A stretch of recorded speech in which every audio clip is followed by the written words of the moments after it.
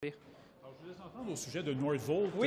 Aujourd'hui, le gouvernement suédois crée une cellule de crise. C'est pas des bonnes nouvelles.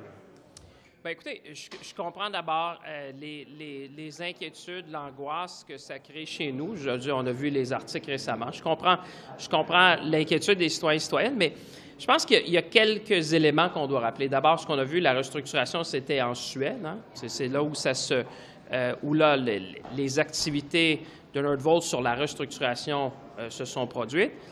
Deuxièmement, il faut comprendre la stratégie industrielle. Moi, je l'ai expliqué un peu aux gens. Ce que Northvolt est en train de faire, c'est-à-dire, c'est d'augmenter sa cadence de production dans son usine principale pour avoir des économies d'échelle. Il faut comprendre aussi que la dynamique du marché nord-américain elle est complètement différente. Parce que pour Northvolt, l'important, c'est d'être sur le marché nord-américain parce que c'est le marché le plus lucratif dans le domaine des véhicules automobiles. Alors, moi, je mets souvent ça en perspective. Quand je parle aux dirigeants, quand je parle aux investisseurs, les gens, vous savez, ils regardent ça sur une très longue période, sur 5, 10, 20, 30 ans. Il faut se rappeler aussi que Tesla, moi, je le dis souvent aux gens, Tesla, ça a pris 17 ans. 17 ans avant qu'il soit profitable. Alors, à un moment donné aussi, il faut comprendre que quand on fait un changement technologique aussi important que celui qu'on fait maintenant, on a fait les véhicules de la même façon depuis un siècle, et là, on embarque dans le nouveau siècle. C'est sûr qu'il y a des ajustements de marché, il y a des ajustements des habitudes des consommateurs, consommatrices. Est-ce que ça vous inquiète, vous, ce qui est annoncé? Écoutez, on suit ça de très près, mais comme je vous dis, la dynamique nord-américaine, elle est différente de la dynamique européenne. Pour les constructeurs automobiles, ce qui compte, c'est le marché nord-américain. Pourquoi? Parce que c'est le marché où ils font de l'argent. Et pour Northvolt d'avoir du succès, ils doivent vendre sur le marché nord-américain. Donc, l'usine du Québec est l'une des usines les plus clés pour la suite de Northvolt parce que pour rentrer dans le marché nord-américain, ils ont besoin d'être sur le marché nord-américain.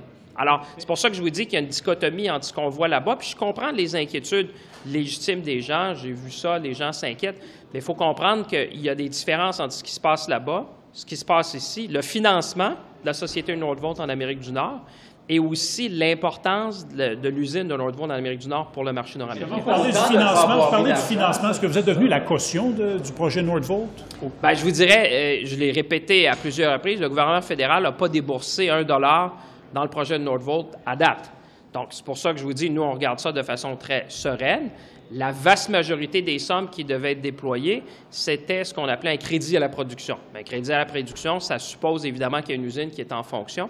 Alors, c'est pour ça qu'on regarde ça de près. On parle avec les dirigeants, les investisseurs. Mais comme je vous dis, les investisseurs à qui je parle, moi, M. Filion, leur horizon, ce n'est pas la nouvelle d'aujourd'hui ou celle de demain. C'est sur dans 30 ans, sur dans 40 ans, sur dans 50 ans, comment le marché, parce que tout le monde est clair qu'on s'en va vers l'électrification des transports. Maintenant, pour se rendre, évidemment, il y a des ajustements.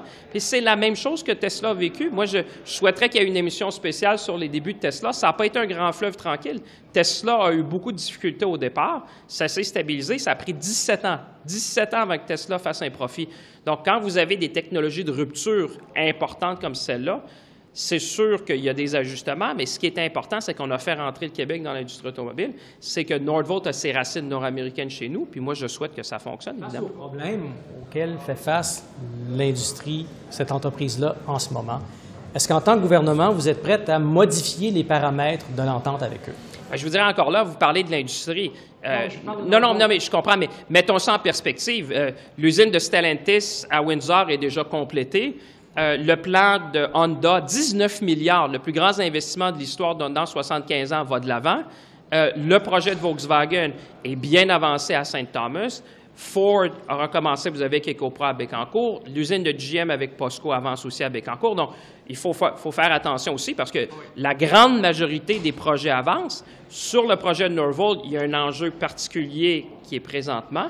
Nous, on a déjà négocié notre entente avec Northvolt et je vous dirais... Les paramètres, puisque l'entreprise est en difficulté financière. On n'est pas là, puis quand vous dites l'entreprise est en difficulté financière, encore là, moi, je comprends les inquiétudes, mais il faut faire la distinction entre le projet en Suède et le projet en Amérique du Nord. C'est deux choses différentes et comme je vous dis, le projet en Amérique du Nord a son financement pour avancer. C'est ce qu'on entend des dirigeants et des investisseurs. Pour avoir mis d'argent encore techniquement là, au niveau fédéral. Bien, écoutez, je me dis tant mieux parce que ça nous permet de regarder ça avec beaucoup de sérénité, c'est-à-dire qu'on regarde le projet. On veut que ça fonctionne. Moi, je le souhaite parce que Vous savez, des fois, je me dis, si c'était dans le sud de la frontière, ils auraient les mêmes enjeux, mais on a une chance que ça fonctionne, puis que ça fonctionne chez nous, tant mieux. Moi, j'ai toujours rêvé d'un Québec qui est au cœur. Puis quand on développe une nouvelle industrie, rappelez-vous de l'industrie aérospatiale. Ça a commencé avec Bombardier, mais ça a commencé aussi avec des gouvernements qui étaient là pour dire ça nous prend une entreprise qui va être au cœur, puis ensuite de ça, on va avoir plusieurs PME. Il y a des milliers de PME aujourd'hui qui sont dans le domaine de l'aérospatial chez nous, parce qu'à l'époque, on a investi là-dedans. Et la stratégie industrielle qu'on a développée, c'est la même que celle que vous voyez aux États-Unis, en Europe, au Japon, en Corée. Il y a des industries comme celle-là, que ce soit dans le domaine des batteries, que ce soit dans le domaine des semi-conducteurs, ou pour développer, pour faire partir ces industries-là qui étaient largement en Asie, pour les amener en Amérique du Nord et en Europe. C'est sûr qu'il y a des aides gouvernementales. Et ça, c'est ce qu'on fait. Comme je l'ai dit, ce n'est pas différent de ce que vous avez vu aux États-Unis, puis ce n'est pas différent de ce que vous voyez en Europe. Alors, moi, je souhaite que ça fonctionne parce que ça serait un levier économique. On crée une nouvelle industrie, comme on l'a fait dans l'aluminium à l'époque. Rappelez-vous que dans le domaine de l'aluminium, il y a eu aussi les gouvernements à l'époque, dans le domaine de la foresterie, l'aviation avec Bombardier. Alors là, on crée une nouvelle industrie. C'est pour ça que moi, je souhaite que ça fonctionne. On the non-confidence motion, the Bloc and NDP are going to vote with the government tomorrow. But how do you stave off further attempts from the Conservatives, knowing they're likely going to bring this up for the remainder of their opposition days? Listen, I would say they should listen to Canadians. Canadians want us to work. They don't want to go to an election. They've elected people to work until October of 2025. And that's what they want. I was with people in the street over the weekend, and their patience for what's going on here is close to none. They say, we've elected you to work. Do your work, get along, make sure you do the business, in our case of government, that's what we're doing. And I think that those who are, creating more uncertainty, that are creating instability will pay the price when it comes to an election, because Canadians, trust me, have way other things to think about than the people who are here and, which party is doing what. They want people to work. They go to work every day, and they expect everyone here to go to work and do the work for which they've been elected, and they're not in the mood for an election. Do you expect you're going to be able to get anything done, considering the tone in the House over the last week? Well, I hope, because at the end of the day, it's not about me, it's about Canadians. I don't think Canadians, they've sent all these people here to work for them. And I think we should honor that commitment that we have made to each and every Canadian of all parties and all ridings in the country. People have sent us to do a job. They expect us to work. They go to work every day. They expect us the same for people here. And obstruction is not a way of going. People want to see things happen. We may have difference of view how to achieve, but at the end of the day, we need to tackle affordability. We need to tackle housing. We need to make sure that we fight for Canadians every day. Certainly, that's what I'm going to do. Pablo Rodriguez à la course à la chefferie du PLQ. Bien, écoutez, je vais laisser mes collègues de Québec faire leur campagne. Vous savez que je l'ai déjà exprimé souvent. Pablo, c'est un collègue, je le connais très bien. Mais maintenant, je vais laisser la course aller au Québec, puis je pense que c'est une bonne chose. Bien, écoutez, je l'ai déjà fait, mais là, il a décidé d'aller à la direction du Parti libéral du Québec. Je pense qu'on va le laisser la course aller. Puis vous savez, j'ai déjà pas mal d'affaires à m'occuper ces temps-ci. Merci. Last night that Canadians are taking their frustrations out on him. Is that the problem with your party right now? It's Canadians' frustrations? Well, I would say it's not unique to Canada. Just look in the UK, by the way. Just look at, they just have a new prime minister, and people are making comments. It's the same thing in a number of liberal democracies.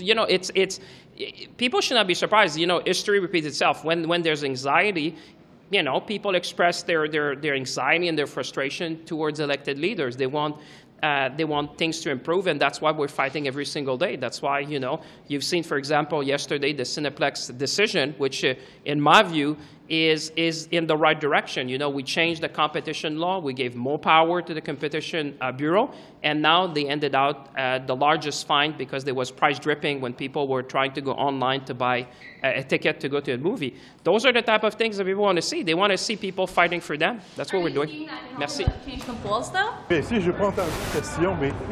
Ben, Pierre Poilievre a dit que les libéraux, les bloquistes étaient codépendants, puis que vous voulez sauver votre peau maintenant les libéraux. Le narratif de Pierre Poilievre a toujours été un peu ambigu et difficile à suivre. C'est pas nouveau. What do you think what the Conservatives are saying about your party, basically goading you into voting non-confidence? Yeah, nice try, buddies. But we will take our own decisions, and we will serve the Canadians and the Quebecers, and we'll do what is the best interest of the population. We got a lot in the last 2 years. We'll continue to put pressure. Why isn't it in the best interest of Canadians to go to an election? Oh, you know, we're not there to serve the political agenda of Mr. Poilievre. I don't work for him. I work for the people in my riding. A lot of stuff have been done.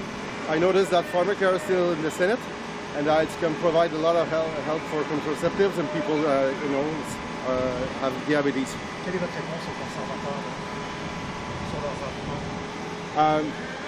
On est des grands garçons, des grandes filles au NPD, puis on va faire ce qu'on veut, quand on veut. Vous portez votre raisonnement? J'ai pas recevoir ni d'ordre, ni de conseil de M. Poilievre. La dernière chose que je vais faire, c'est suivre les conseils de Pierre Poilievre. Ça va durer pendant combien de temps? Ah, ça c'est le suspense. Un jour, il y aura des élections. Efforts to take down the government. What do you think of that? I mean, obviously, I'm not going to support taking down the government. Clearly, I've supported the leader moving on, but that's two different things. Okay, well, what do you think of the Conservatives' efforts? We hear there's going to be a second effort by the Conservative. How long can this last? Well, I think it would probably go on for a while. I mean, it all depends on the Bloc and the NDP and what they want to do. If they want to send Canadians to an election, that's their choice. But, you know, me saying the leader needs to step down and saying I want my government to lose and go to an election are two different things. So I'm not going to support Pierre Poilievre's move. I don't think he'd be a good prime minister, and I certainly don't support an election this soon. But clearly Canadians want change. You're saying the leader should step down. If he doesn't step down, is the obvious thing to do go into an election? I mean, obviously, we're a minority government. That can happen at any time. We'll see what happens. I mean, you know, we're in a minority government, so I mean, it takes opposition parties to defeat the government. So really, it's up to the Bloc and the NDP if they want to send Canadians to the polls. It's going to happen, obviously, within the next, 8, 9, 10 months. So we'll just have to wait and see what happens. Just to clarify, even with the uncertainty right now in the House, you still believe Mr. Trudeau should step down? Yeah, I think that, for us to put our best foot forward in the future, we do need to change the leadership. So that for many months now, and I haven't changed my mind one bit. Thanks. Out west? Yeah.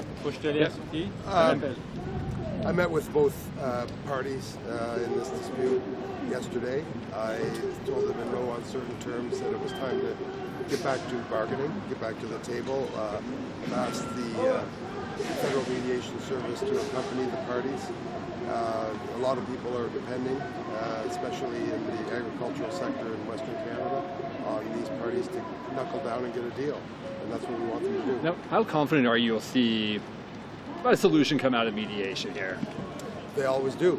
That's the only way. So the parties need to understand that there will be a deal, and the quicker they get down to business and get that deal, the better it will be for striking workers and their families, agricultural families across Western Canada, and those involved in the industry. So it's time to get to work. And in the off chance things go pear-shaped and we don't see a deal here, is something like back-to-work legislation on the table here after we've seen you walk it back, or not back-to-work legislation? I'm really drawing a blank on the proper terminology, but just forcing an outcome where you ruled it out with the Air Canada situation. Is that something that's not on the table here? It is the job of the parties to do the work of negotiating a fair deal for workers, and one that secures a future for this industry and obviously for farming families in Western Canada. All right, thank you. Of course, binding arbitration comes to mind right after I finish the question. That's what I'm looking for. What's the A word again? L'entente de principe par curiosité, c'est ce qu'on vous a apporté de même chez Air Canada. Est-ce que vous avez des nouvelles? Avez-vous comme bon espoir que ça passe? Je crois comprendre que le vote va avoir lieu début octobre et évidemment on suit ça. C'est ça, il n'y a rien de nouveau à signaler de ce côté-là. C'est entre l'heure. OK. Merci.